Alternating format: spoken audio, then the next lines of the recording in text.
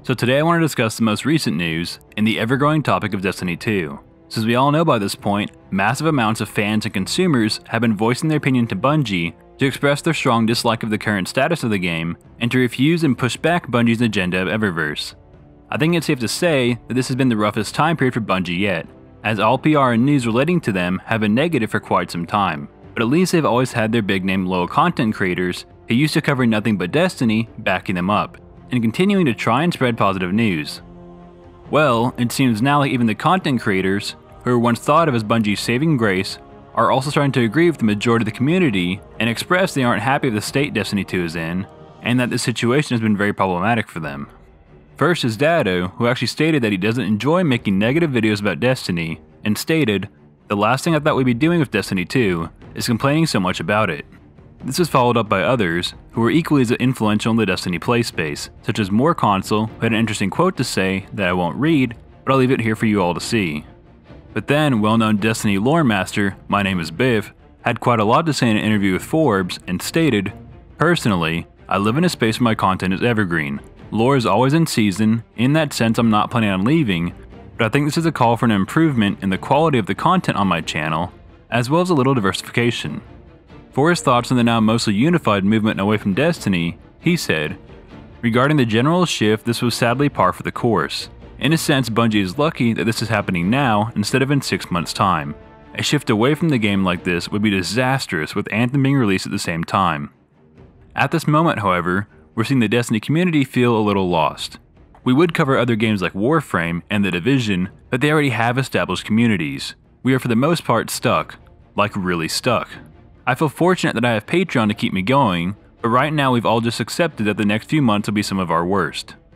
There were several others as well that had their own thoughts and opinions to state, but to me it seems like these big content creators are not abandoning the game series entirely, but rather saying they are in trouble right now, and that Bungie needs to get their act together quickly, because if things continue down the current course, then they will have to find other games to begin covering as well. A lot of the complaints these content creators had stem from Destiny 2's core issues, such as them stating people are not going to watch their videos about the game if there is no secret quest and items, rerollable guns, and just plain no variety in the gameplay.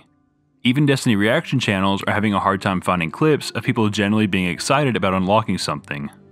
Now this is a big deal for these creators to state these issues with the game, as many of these content creators have more or less dedicated the last 4 to 5 years of their life to this game.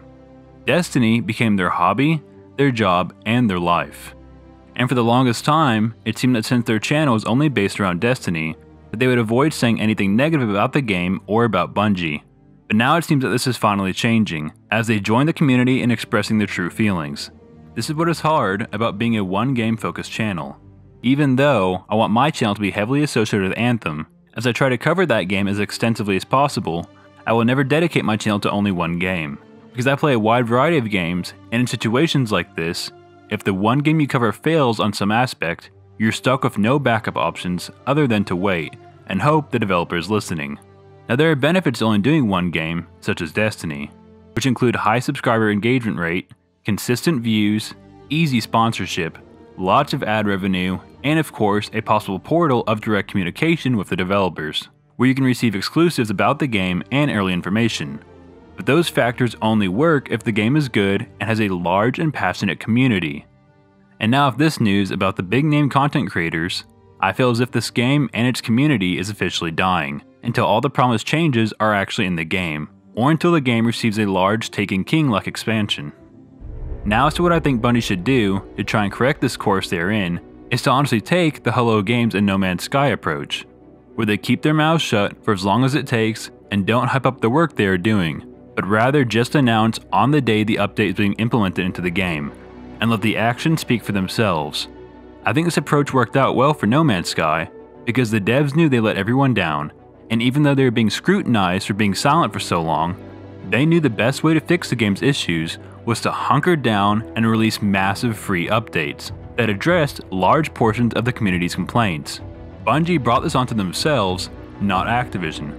And unlike with BioWare's current situation in Anthem, I can't sympathize with Bungie, but I still hope that Bungie finds a way to make this game better for those players that still play and enjoy it, and maybe one day the improvements will be large enough and meaningful enough to convince Destiny 1 vets and those players who dislike Destiny 2, such as myself, to return to the game.